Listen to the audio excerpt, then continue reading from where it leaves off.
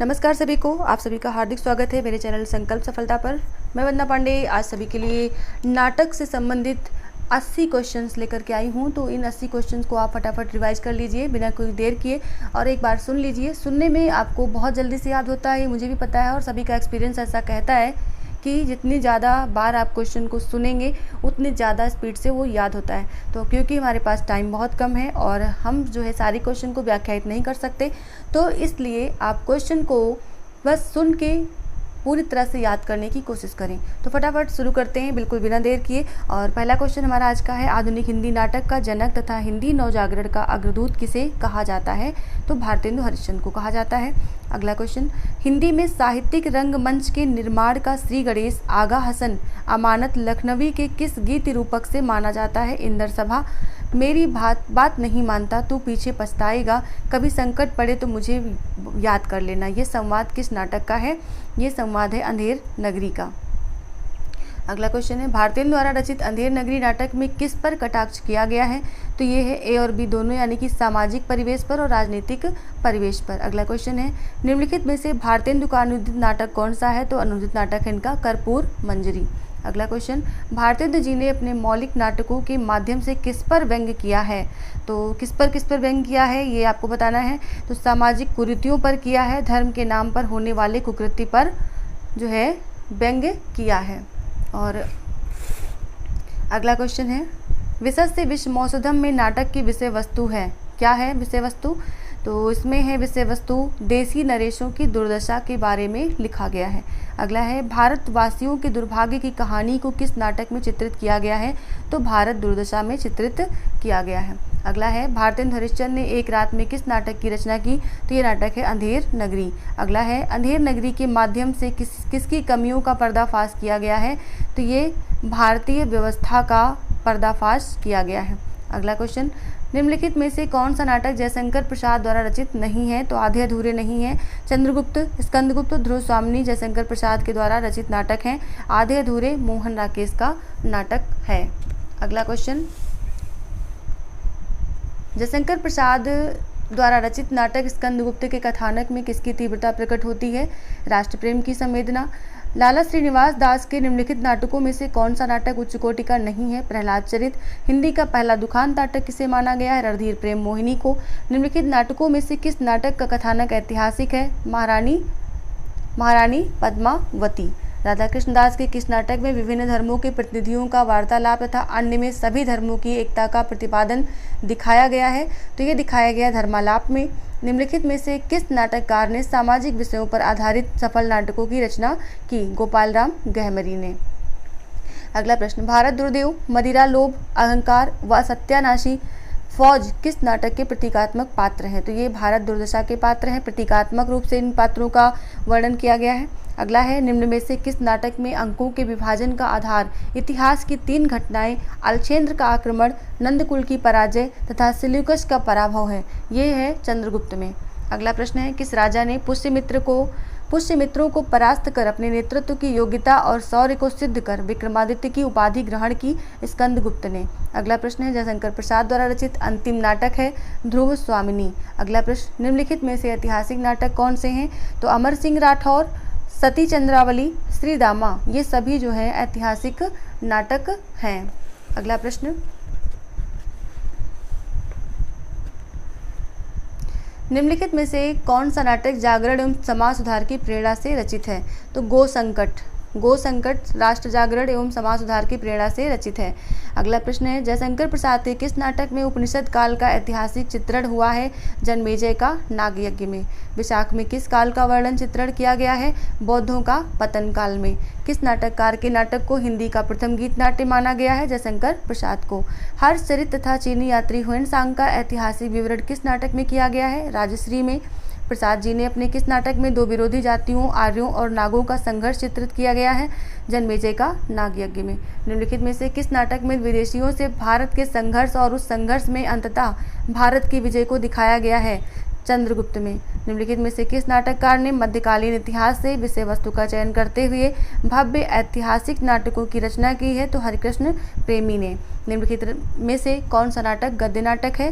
तो रक्षाबंधन, पाताल विजय, प्रतिशोध, ये सभी गद्य नाटक हैं। अगला प्रश्न, निम्नलिखित में से कौन से नाटक हरिकृष्ण प्रेमी द्वारा रचित नहीं है?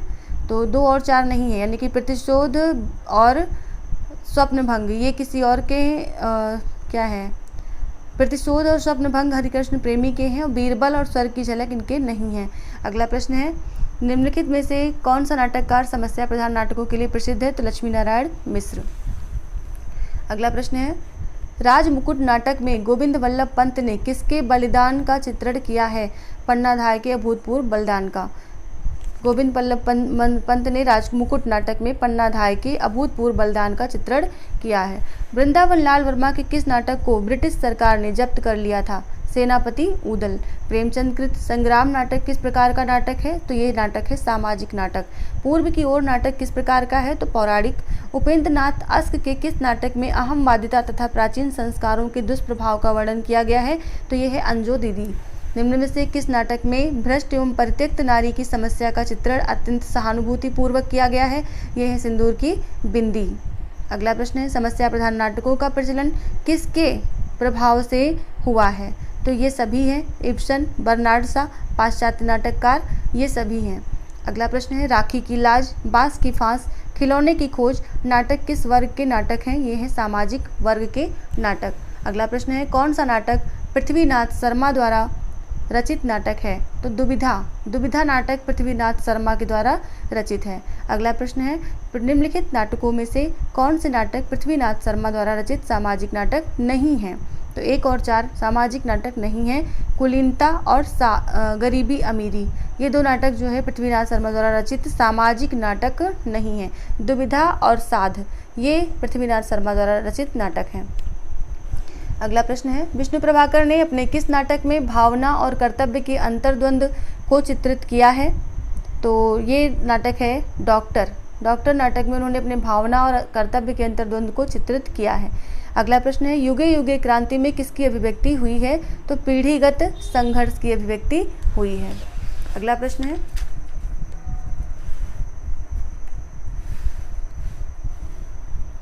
साठोत्तरी नाटक के प्रमुख रचनाकार हैं? कौन है साठोत्तरी नाटक के प्रमुख रचनाकार? इनमें से कोई नहीं। अगला प्रश्न है, विष्णु प्रभाकर जी के किस नाटक में पारिवारिक विघटन को यथार्थ अभिव्यक्ति मिली है? टूटते परिवेश में। भुवनेश्वर के कोणार्क मंदिर के साथ किस नाटक की कथा जुड़ी है? तो कोणार्क नाटक की कथा जुड़ी है। अगला है, दशरथ नंदन नाटक की कथा किस पर आधारित है? तो राम कथा पर आधारित है।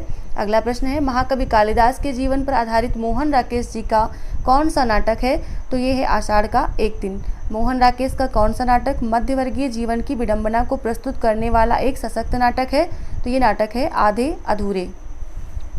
निम्न में से किस नाटक का कथानक महाभारत के 18वें दिन से लेकर श्री कृष्ण की मृत्यु तक के क्षण पर आधारित है? ये प्रश्न है, इसका उत्तर है अंधा युग। अगला प्रश्न है, कालिदास की प्रणय कथा से संबंधित कौन सा नाटक है? तो आषाढ़ का एक दिन। सुरेंद्र वर्मा ने अपने किस नाटक में आधुनिक मनुष्य के बहुमुखौटेपन को व्यक्त किया है? द्रौपदी नाटक में। अगला प्रश्न है, निम्नलिखित में से किस नाटक का कथानक सुदूर अंचल के सामाजिक, सांस्कृतिक, राजनैतिक और आर्थिक क्रियाकलापों पर आधारित है? तो ये नाटक है आगरा बाजार। आपके पाठ्यक्रम में भी दिया गया, इससे और भी प्रश्न बन सकते हैं। अगला प्रश्न है, द्विवेदी युगीन एकांकियों का उद्देश्य क्या था? समाज सुधार और राष्ट्रोन्नति। द्विवेदी युगीन एकांकियों का उद्देश्य था समाज सुधार और राष्ट्रोन्नति। अगला प्रश्न है, मंगल प्रसाद विश्वकर्मा कृत शेर सिंह एकांकी किस युग की रचना है? तो ये द्विवेदी युग की रचना है शेर सिंह एकांकी। अगला प्रश्न है, एक घूंट का रचना काल बताना है। तो ये एक घूंट रचा गया है 1929 में। अगला प्रश्न है, हिंदी एकांकी का प्रादुर्भाव किससे माना जाता है? तो एक घूंट से। कमलेश्वर नाथ भार्गव ने बिशप्स कैंडलस्टिकस का अनुवाद किस शीर्षक से किया? तो सन्यासी शीर्षक से उन्होंने बिशप्स कैंडलस्टिक्स का अनुवाद किया कामेश्वर नाथ भार्गव ने। अगला प्रश्न है, मौलिक एकांकियों की परंपरा को सर्वप्रथम आगे बढ़ाने का श्रेय किसे है? तो डॉक्टर रामकुमार वर्मा को। रेशमी टाई, चारुमित्रा, विभूति, सप्तकिरण एकांकियों के रचनाकार कौन हैं? तो ये है रामकुमार वर्मा। प्रलय के पंख पर एकांकी के रचनाकार हैं कौन है? लक्ष्मी नारायण मिश्र। अगला प्रश्न है, लक्ष्मी नारायण मिश्र ने अपनी एकांकियों में सूक्ष्म रूप से किन समस्याओं का चित्रण किया है? तो इन्होंने किया है ये सभी समस्याओं का चित्रण, पौराणिक समस्याएं, ऐतिहासिक समस्याएं, मनोवैज्ञानिक समस्याएं। अगला प्रश्न है, अपनी एकांकियों में ज्ञान और मनोरंजन का समन्वय सुंदर ढंग से किसने किया है? तो लक्ष्मी नारायण मिश्र ने किया है। लक्ष्मी का स्वागत, सूखी डाली किससे संबंधित एकांकियां हैं? तो ये पारिवारिक जीवन से संबंधित एकांकियां हैं। अगला प्रश्न है, पतिता एक साम्यहीन साम्यवादी एकांकी किस प्रभाव से युक्त है? तो ये युक्त है पाश्चात्य प्रभाव से। अगला प्रश्न है, मेरी बांसुरी किसकी प्रथम एकांकी है? तो जगदीश चंद्र माथुर की।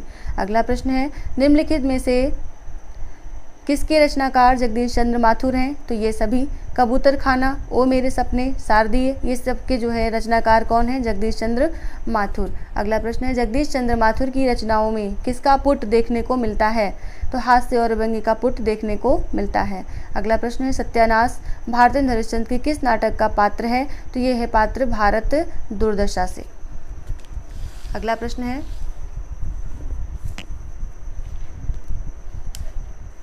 नागदत्त जयशंकर प्रसाद के किस नाटक का पात्र है?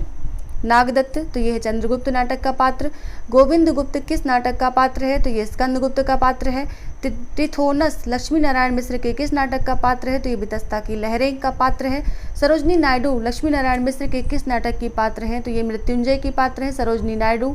अगला है, जीनत उन्निसा बेगम रामकुमार वर्मा की किस एकांकी की पात्र हैं? तो ये है औरंगजेब की आखिरी रात की। अगला प्रश्न है, सर्वप्रथम किस रंगमंच द्वारा हिंदी नाटकों में स्त्री पात्र के लिए स्त्रियों द्वारा ही अभिनय की परंपरा डाली? तो विक्रम परिषद। अगला प्रश्न है, लोक रंगमंच नाट्य के केंद्र में होती है, क्या होती है? समाज में प्रचलित रूढ़ियाँ होती हैं, धार्मिक अनुष्ठान होते हैं, लोक कथाएँ होती हैं, यानी कि ये सभी होते हैं। अगला प्रश्न है, निम्नलिखित में से नाटक के संबंध में ये कथन किसका है? ये प्रत्येक काल में माना जाएगा कि काव्यों अथवा नाटकों के लिए ही रंगमंच होते हैं। काव्यों की सुविधा जुटाना रंगमंच का काम है। रंगमंच के संबंध में ये भारी भ्रम है कि नाटक रंगमंच के लिए लिखे जाएं। प्रयत्न तो ये होना चाहिए कि नाटक के लिए रंगमंच हो। तो ये कथन किसका है? जयशंकर प्रसाद जी का। तो ये हमारे 80 क्वेश्चंस हो गए। इन 80 क्वेश्चन के साथ मैं नाटक को यहीं पे विराम देती हूँ। ऐसे ही वीडियोज आती रहेंगी और आप लोग अपना रिवीजन बहुत अच्छे से करते रहें, सुनते रहें। एक बार में सुन के आपको क्वेश्चन ज़रूर याद हो जाएंगे। कम से कम इतना तो हो ही जाएगा कि जब आप क्वेश्चन सॉल्व कर रहे होंगे तो जो भी ऑप्शन होंगे उसमें जो सही ऑप्शन आपके दिमाग में उस समय क्लिक करेगा कि हमने ये चीज़ सुनी थी। तो इस तरह से सुन के याद करें बहुत अच्छे से, और साथ में आप इसकी प्रैक्टिस भी कर सकते हैं। जब भी ये वीडियो अभी आपको अपलोड होगी तो आपको इसमें लाइव चैट का ऑप्शन मिलेगा। आप उसमें अपने लाइव आंसर दे सकते हैं और फिर उसका सही उत्तर भी जान सकते हैं। तो सभी का बहुत बहुत धन्यवाद, हार्दिक आभार। इसी के बाद मैं और भी वीडियो ऐसी पोस्ट करती रहूँगी। तो चैनल को लाइक करना, सब्सक्राइब करना, शेयर करना बिल्कुल ना भूलें। सभी से रिक्वेस्ट है, और साथ ही आप सभी का प्यार और सहयोग ऐसा ही बना रहे जिससे कि मैं आगे ऐसी वीडियोज़ को लाती रहूं। धन्यवाद।